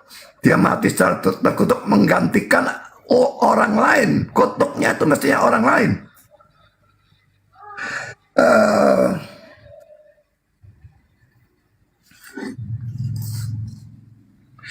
Kalau Yesus itu memang tidak disalib, tidak akan ada Kristen. Karena itu kepercayaan dasar dari Kristen. Jadi kalau Bang Suma percaya Yesus itu tidak mati disalib, tidak akan ada Kristen sampai sekarang ini. Bahwa sampai sekarang bisa ada Kristen, itu pasti karena dia mati disalib. Apa yang dipercaya dari Yesus kalau memang dia tidak mati disalib? Kami percaya penebusan dosa, dan itu sentral, hal paling dasar dalam iman Kristen. Jadi kalau itu tidak terjadi, tidak akan ada Kristen sama sekali, tidak akan ada gereja. Kalau itu tidak terjadi, saya akan berhenti jadi Kristen. Kalau itu bisa dibuktikan tidak terjadi, saya berhenti jadi Kristen. Lalu Bang Suma mengatakan tahu dan tentukan itu beda. Kalau tahu, Bang Suma mengakui ya, Maha tahu ya. Tapi menentukan tidak. Tapi Bang Suma tadi tidak memperhatikan atau tidak mengerti argumentasi saya. Kalau Allah tahu Adam jatuh, maka pasti Adam akan jatuh kan. Kalau Adam tidak jatuh, dia salah tahu. Nah kalau Adam itu pasti jatuh, berarti kejatuhan itu tertentu. Saya tidak bilang menentukan dulu ya, tapi tertentu. Kalau tertentu, nah sekarang pertanyaannya siapa yang menentukan? Nggak bisa tertentu dengan sendirinya kan? Mesti ada yang menentukan. Nah pada saat itu cuma ada Allah, tidak ada siapapun atau apapun. Ya satu-satunya kemungkinan Allah yang menentukan. Jadi saya tentu tahu bahwa tahu dan menentukan itu dua hal yang berbeda. Tapi kalau Allah Maha tahu, itu pasti terjadi. Pasti terjadi, itu tertentu. Tertentu itu pasti ditentukan, tidak bisa tidak. Sama saja dengan penebusan Kristus. Allah tahu itu akan terjadi. Kemunafikan Pontius Pilatus, pengkhianatan Yudas, orang-orang Yahudi yang menuntut penyaliban, dia tahu itu akan terjadi.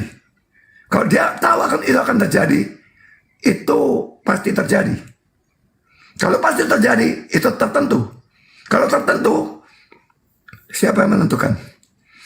Jadi kalau Bang Suma tidak setuju dengan saya bahwa karena Allah Maha tahu itu dia pasti menentukan, tolong berikan jawaban alternatif.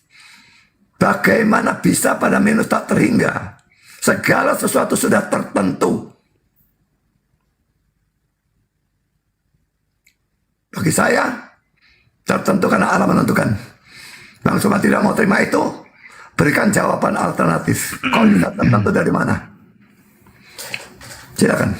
Baik, sekali lagi saya katakan bahwa Tuhan mengetahui segala aspek apapun itu. Allah maha mengetahui.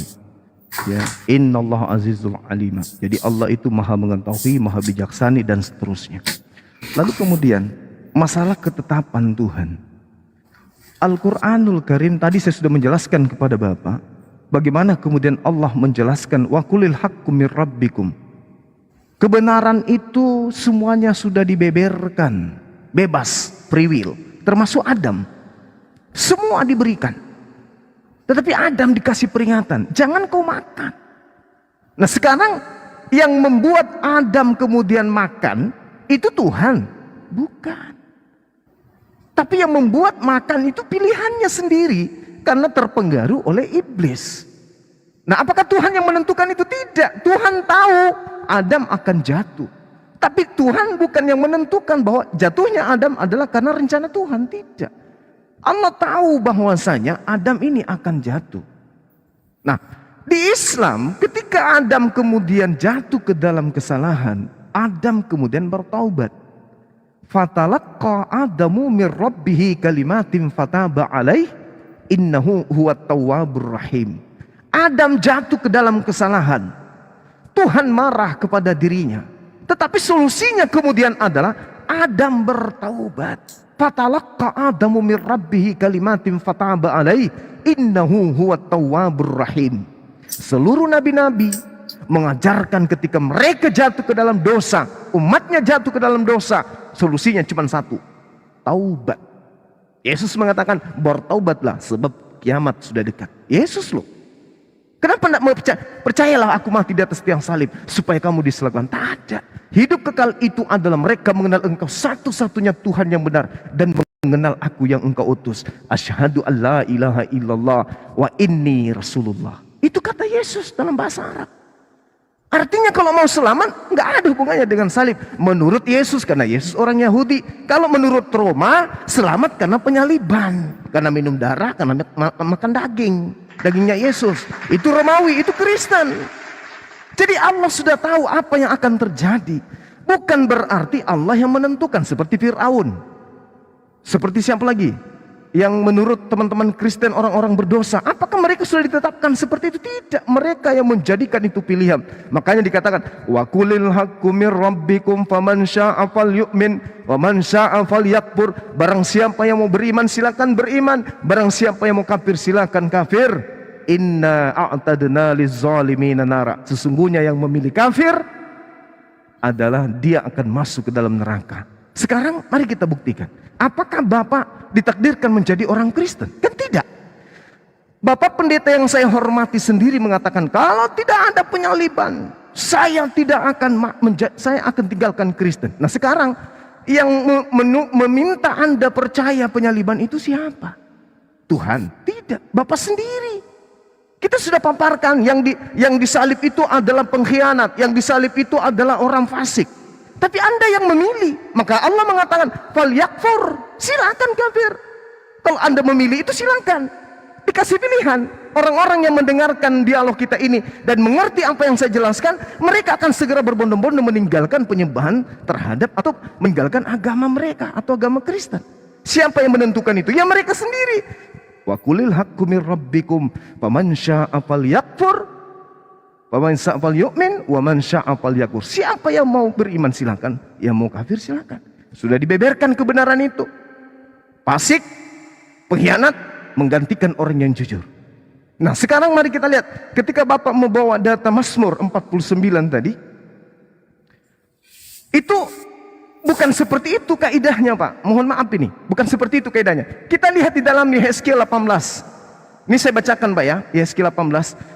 Yehezkiel 18 ketika kita berbicara mengenai Yehezkiel 18, di sini sangat jelas tidak bisa kemudian ada penebusan dosa di atas tiang salib.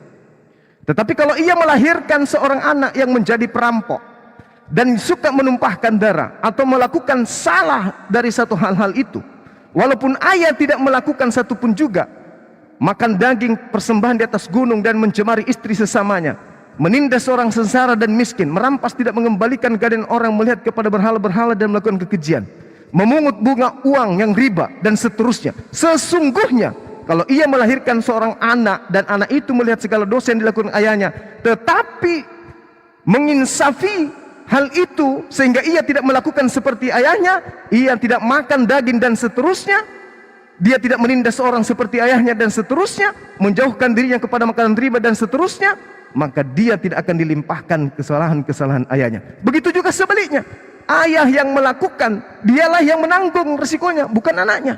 Makanya dikatakan di dalam data nomor 21 di Yeskiel 18 nomor 20, orang yang berbuat dosa itu yang harus mati. Anak tidak akan turut menanggung kesalahan ayahnya, dan ayah tidak akan turut menanggung kesalahan anaknya. Orang benar akan menerima berkat kebenarannya, dan kefasikan orang fasik akan tertanggung atasnya.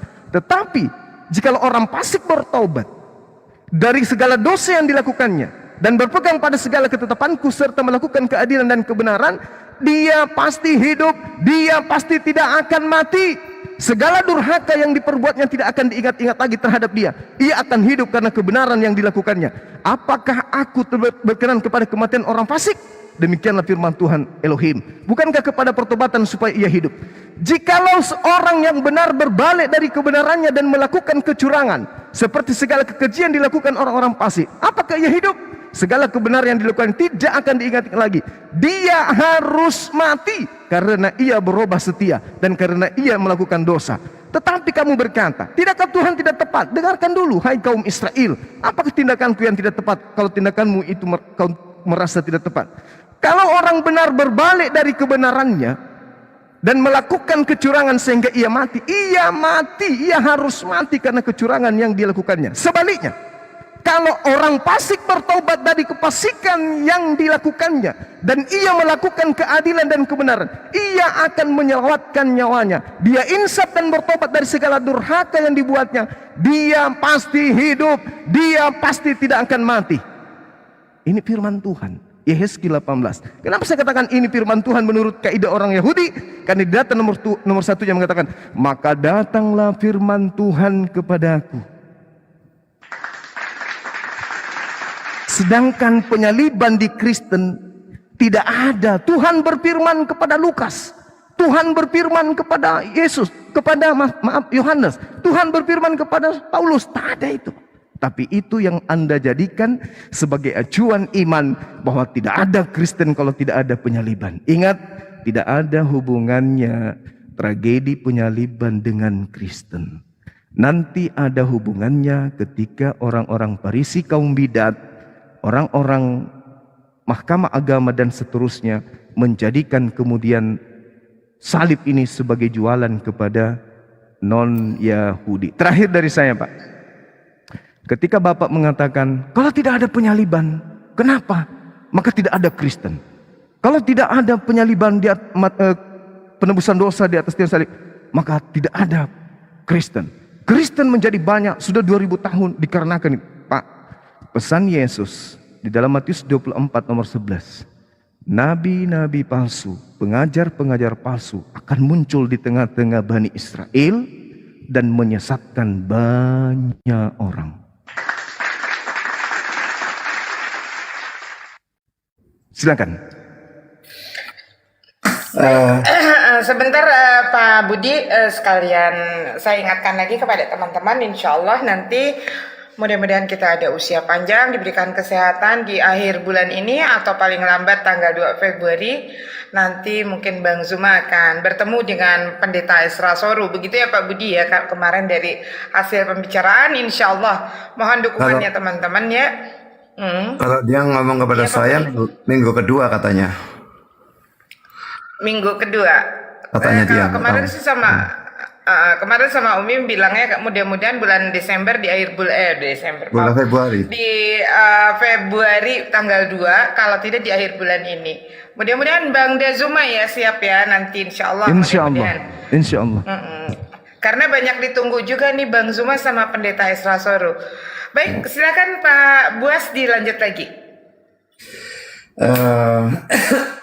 Saya kira Bang Suma bukannya menjawab argumentasi saya ya, tapi menghindari lalu lari pada Adam bertobat. Saya tidak peduli Adam bertobat atau tidak bertobat, tapi yang saya ingin tekankan, Adam memang melakukan dengan kehendaknya dosa itu, tapi Allah tahu hal itu pada minus tak terhingga. Bagaimana mungkin Adam tidak melakukan? Kalau Adam tidak melakukan, rencana Allah gagal. Dan itu nabrak Ayub 42 ayat 1 dan 2 yang tadi sudah saya bacakan. Jadi Allah tahu itu, yang dia ketahui itu pasti terjadi. Allah tahu Adam bakal jatuh. Pasti Adam jatuh. Kalau pasti jatuh, itu tertentu. Kalau tertentu, itu ditentukan, tidak bisa tidak. Apakah terjadinya itu nanti melalui free will-nya Adam atau apapun godaan setan. Tapi pokoknya itu pasti terjadi. Jadi, bentar. Saya kira tidak dijawab argumentasi saya. Kalau Allah itu tahu pasti terjadi. Kalau pasti terjadi tertentu. Kalau tertentu siapa yang menentukan? Saya mengatakan Allah menentukan. Bang Suma tidak setuju? Tolong berikan jawaban alternatif. Bagaimana mungkin sejak minus tak terhingga sudah tertentu Adamnya jatuh. Dan juga sudah tertentu semua peristiwa yang lain. Lalu ini jelas berhubungan dengan apa yang dalam Kristen disebut predestinasi ya. Cuma predestinasi itu seringkali dalam urusan keselamatan. Dan kalau yang tadi saya bicarakan itu predestinasi dalam arti luas, mencakup segala sesuatu. Nah sekarang kalau predestinasi dalam urusan keselamatan, saya akan membacakan Roma pasal 9.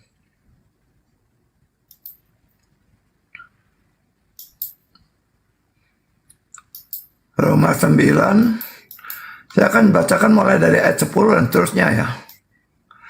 Tapi bukan hanya itu saja. Lebih terang lagi era Ribka yang mengandung dari satu orang, yaitu dari Ishak bapak leluhur kita. Sebab waktu anak-anak itu belum dilahirkan dan belum melakukan yang baik atau yang jahat, supaya rencana Allah tentang pemilihannya diteguhkan bukan berdasarkan perbuatan, tapi berdasarkan panggilannya. Kata-kata ini sebetulnya salah, sebetulnya berdasarkan dia yang memanggil. Dikatakan kepada Ribka, anak yang tua akan menjadi hamba anak yang muda. Seperti ada tertulis, aku mengasihi Yakub tapi membenci Esau. Perhatikan, Tuhan tidak mengasihi semua. Aku mengasihi Yakub, membenci Esau. Dia memilih Yakub, dia tidak memilih Esau. Dan itu sudah dilakukan sebelum anak-anak itu dilahirkan. Belum melakukan yang baik atau yang jahat. Jadi Allah memilih itu kasarnya semaunya dia. Dia mau pilih si A, dia pilih si A. Dia tolak si B, dia tolak si B. Dia memilih Yakub, dia membenci Esau. Jika demikian, apakah yang hendak kita katakan? Apakah Allah tidak adil? Mustahil.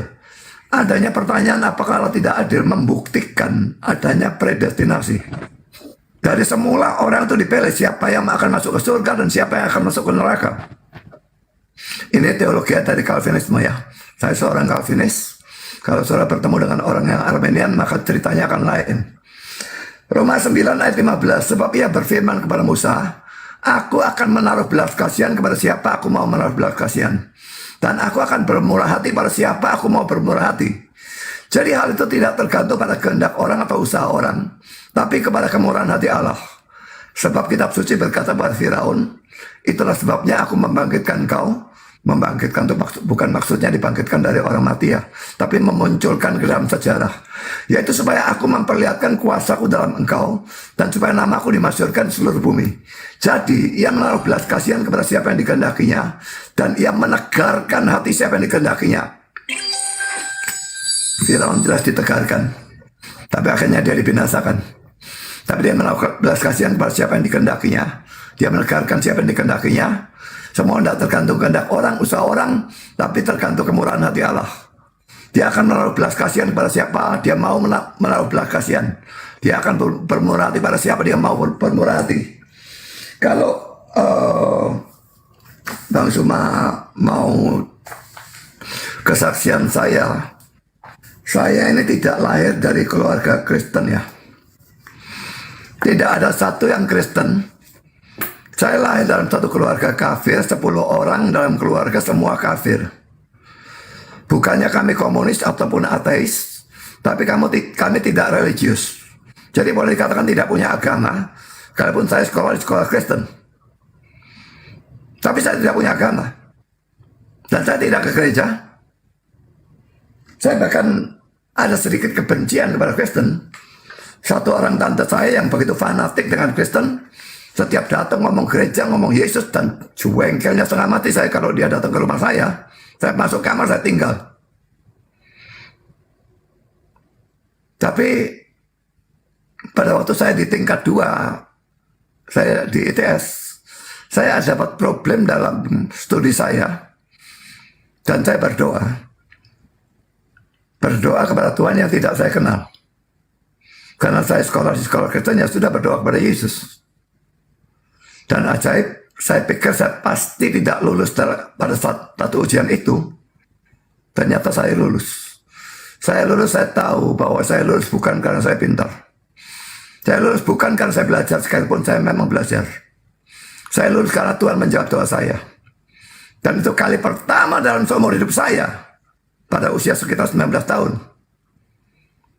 Saya merasakan bahwa Tuhan cinta pada saya. Dan itu mulai mendorong saya untuk pergi ke gereja. Kalau dulunya saya pergi ke gereja hanya cari cewek, saat itu saya mulai pergi ke gereja mencari firman Tuhan, betul-betul mencari firman Tuhan.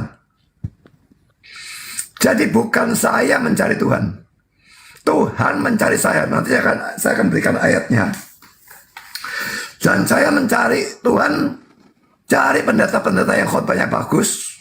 Dan pada saat itu banyak khotbah-khotbah pendeta yang khotbahnya penuh dengan penginjilan. Dan saya mendengar Injil itu. Dan saya lalu percaya pada Kristus. Dan akhirnya kebablasan malah jadi hamba Tuhan. Apa yang dulu saya benci, kok bisa tahu-tahu saya jadi Kristen? Bahkan saya menjadi seorang hamba Tuhan, jadi pendeta. Kalau dari saya sendiri, saya tidak pernah kepingin jadi pendeta. Saya tidak pernah kepingin jadi Kristen. Tapi kalau Tuhan memilih saya, tidak bisa tidak. Pilihan Tuhan itu tidak bisa gagal. Rencana ke Allah itu tidak bisa gagal. Dia punya predestinasi untuk saya. Dan puji Tuhan, saya dipredestinasikan untuk selamat. Orang-orang yang dipredestinasikan untuk binasa, sampai mati pun tidak akan percaya kepada Kristus. Tidak akan menjadi orang Kristen. Mau diinjili 1000 kali pun dia tidak akan percaya.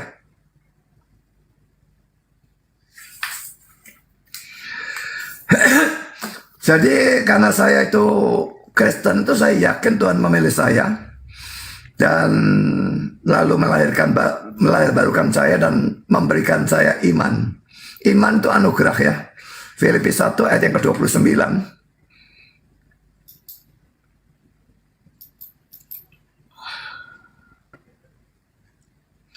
Sebab kepada kamu dikaruniakan bukan saja untuk percaya kepada Kristus, melainkan juga untuk menderita untuk Dia. Jadi percaya pada Kristus dan menderita itu satu paket. Kalau jadi orang Kristen itu pasti banyak penderitaan. Setan menyerang dan sebagainya, banyak penderitaan. Sejak saya Kristen, apalagi sejak saya jadi hamba Tuhan, penderitaan itu luar biasa banyaknya. Kalau saya percaya pada Kristus, saya mesti menderita untuk Dia. Tapi di sini saya tidak persoalkan penderitaan dulu. Saya cuma tekankan kepada kamu dikaruniakan bukan saja untuk percaya kepada Kristus. Jadi iman kepada Kristus untuk karunia. Kalau tidak dikaruniakan, kalau tidak diberikan, tidak akan saya bisa menjadi percaya. Yesaya 18 itu memang orang yang berbuat dosa yang dihukum dan sebagainya. Tapi sudah pernah saya jelaskan ada perkecualian. Dosa Adam itu menjadi dosa asal bagi orang Kristen. bagi semua orang, sehingga semua orang sejak lahir sudah lahir dalam keadaan berdosa. Lalu dosa-dosa orang yang percaya itu ditimpakan kepada Kristus, dan Kristus dihukum untuk menggantikan orang-orang yang percaya ini. Lalu kebenaran Kristus diperlakukan kepada orang-orang yang percaya. Kau udah kemana ya? Jadi kebenaran Kristus diberlakukan orang-orang percaya, sehingga saya disebut sebagai orang benar atau orang kudus. Sekalipun hidup saya ini penuh dengan dosa. Ya. Nah sekarang saya tunjukkan Lukas 19 ayat 10.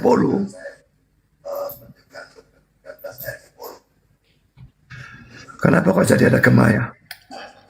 Bang Kores, Bang Kevin di mute coba. Bentar.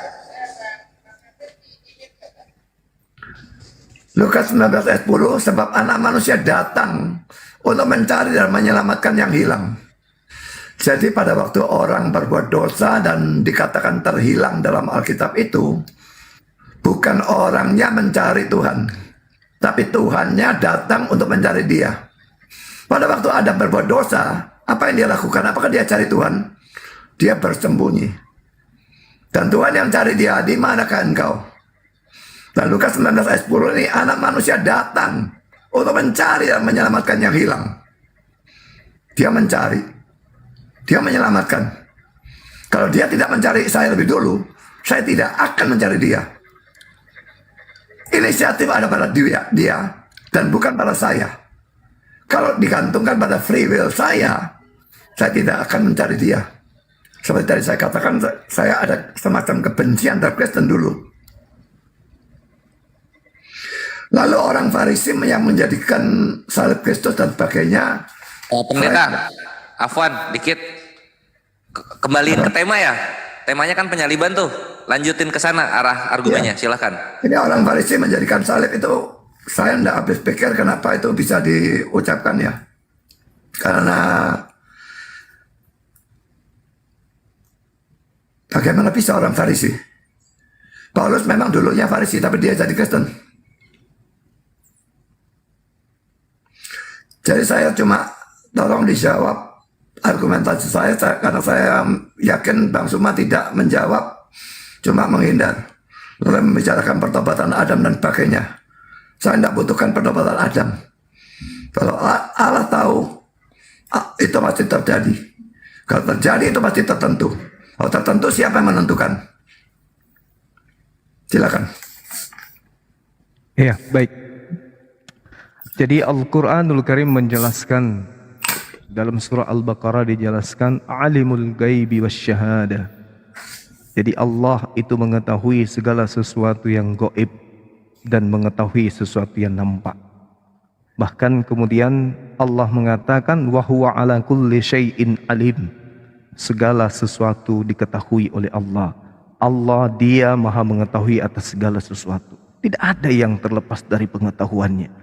Tapi alangkah bejatnya ketika Tuhan yang menentukan seseorang untuk jahat.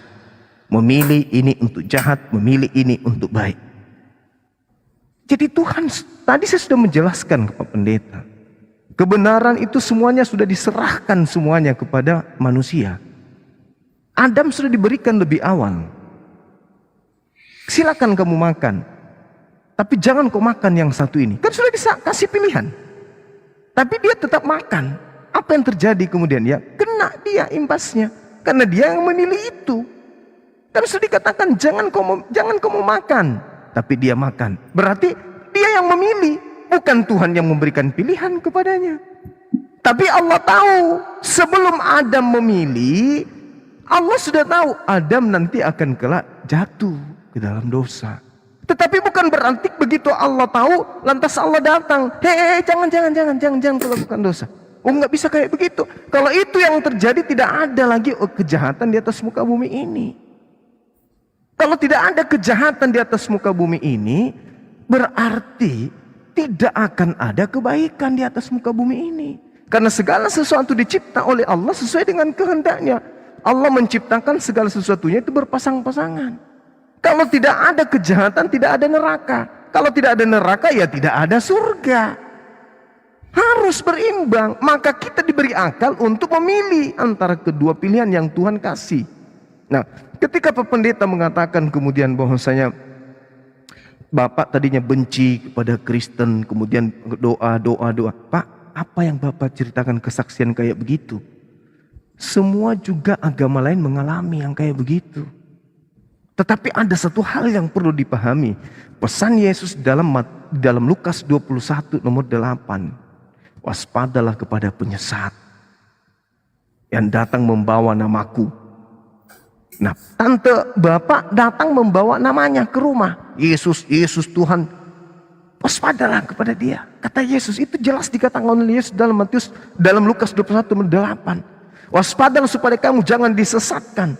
Sebab banyak orang yang akan datang dengan menggunakan namaku dan berkata, akulah Tuhan.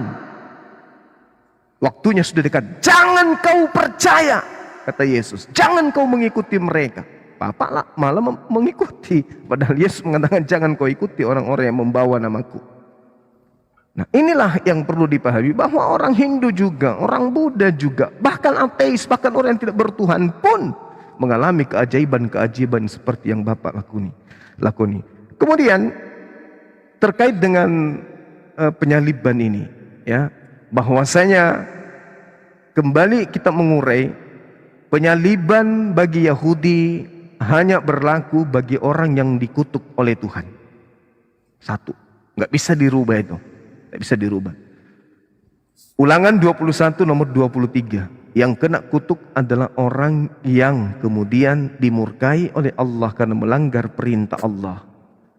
Itu jelas, tidak bisa kita ganggu gugat apa yang sudah menjadi kesepakatan Tuhan terhadap apa yang menjadi ketetapannya.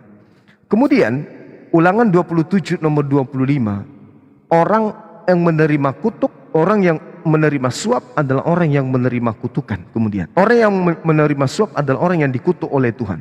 Karena Yudas kemudian dalam Yohanes 12 nomor 6 adalah orang yang menerima suap, maka dialah yang terkutuk. Sedangkan ketetapan Tuhannya adalah orang fasik dan pengkhianat harus menjadi ganti bagi orang yang kemudian jujur dan orang yang benar.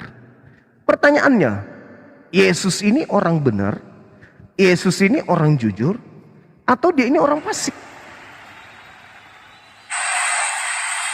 Kalau saudara mengatakan bahwasanya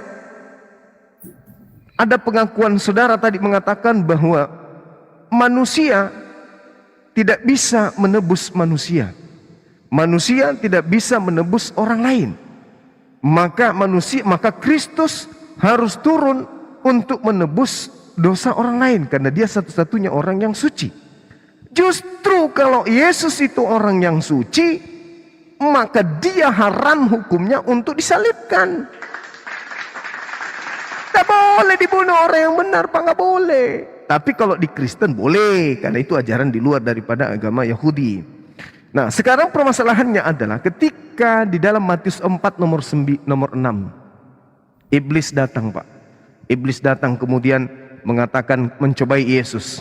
Apa pencobaan yang dilakukan kemudian oleh iblis kepada Yesus?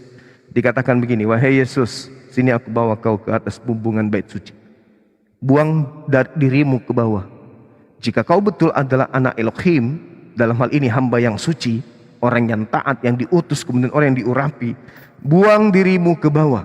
Sebab ada tertulis bahwa Tuhan akan mengirim malaikatnya agar kakimu jangan terantuk kepada batu. Nah, kalau Yesus ini benar-benar adalah anak Tuhan, dalam arti kata hamba yang suci, orang pilihannya, maka dia akan diselamatkan dari penyaliban. Karena dia adalah orang yang suci, dia adalah anak Elohim. Kata iblis, ada tertulis, jika engkau betul adalah anak Elohim, jatuhkan dirimu ke bawah. Sebab yang tertulis itu berbunyi, malaikat akan diutus untuk menantang engkau di tangannya, agar kakimu tidak terantuk kepada batu. Ternyata benar-benar tertulis di Mazmur 91. Di dalam Mazmur 91 jelas sekali di situ tertulis bahwa apa yang dikatakan oleh iblis ini itu betul adanya dan tidak bisa kita pungkiri. Mazmur 91 berbicara mengenai anak Elohim, dan ini adalah nubuatan untuk Yesus. Apa yang dikatakan? walau 1000 orang rebah di sisimu dan 10.000 orang ada di sampingmu, tetapi mereka tidak akan menimpahmu. Nah, ini tertulis di Mazmur 91. Engkau hanya menonton pekerjaan orang-orang yang fasik. Jadi ketika kemudian Nabi Isa diangkat, Yesus anak Maria diangkat, dia hanya menonton orang fasik yang menggantikan dia disalib. Amsal 21 nomor 18, orang fasik menggantikan orang pengkhianat menjadi tebusan bagi orang yang benar. Orang yang benar terangkat ke langit, dan kata Tuhan, engkau hanya menontonnya dengan matamu sendiri dan melihat pembalasan terhadap orang fasik, sebab Tuhan adalah tempat perlindunganmu. Yesus Tuhan mengatakan, dikatakan sini, sebab Tuhan adalah tempat perlindunganmu. Ibrani 5 nomor 7, di dalam dan sebagai manusia dia telah mempersembahkan doa yang sungguh-sungguh kepada Dia yang sanggup menyelamatkannya dari maut, dan atas kesalehannya doanya dikabulkan. Yesus berdoa kepada siapa? Kepada Dia yang sanggup menyelamatkannya dari maut. Nah, dikatakan begini, engkau hanya menontonnya dengan matamu dan melihat pembalasan terhadap orang-orang yang fasik, sebab Tuhan ialah tempat perlindunganmu, yang maha tinggi telah kau buat tempat perteduhanmu. Malapetaka tidak akan menimpa kamu, dan tulah tidak akan menyentuh kemahmu, sebab malaikat-malaikatnya akan diperintahkannya kepadamu untuk menjaga engkau di segala jalanmu. Mereka akan menatang engkau di atas tangannya, supaya kakimu jangan terantuk kepada batu. Coba, iblis mengatakan kepada Yesus, wahai Yesus, buang dirimu ke bawah. Jika kau anak Tuhan, maka Tuhan akan mengirim malaikat untuk menyelamatkan engkau dengan menatang engkau di tangannya agar kakimu tidak terantuk kepada batu. Ternyata benar-benar tertulis. Apa kata nubuatan tentang Yesus? Matamu hanya menonton orang-orang fasik. Lalu di data nomor selanjutnya dikatakan, bila engkau berseru kepadaku, aku akan menjawabnya. Dalam kesalehannya dia berdoa kepada Bapa yang sanggup menyelamatkannya dari maut, dan atas kesalehannya doanya dikabulkan. Berarti dia diselamatkan dari kematian. Berarti dia tidak menyentuh mati. Berarti dia terangkat. Lalu kemudian Tuhan mengatakan, dengan panjang umur akan aku kenyangkan engkau, dan akan kuperlihatkan kepadanya keselamatan daripadaku. Dengan panjang umur berarti dia diangkat ke langit dan masih hidup sampai hari ini.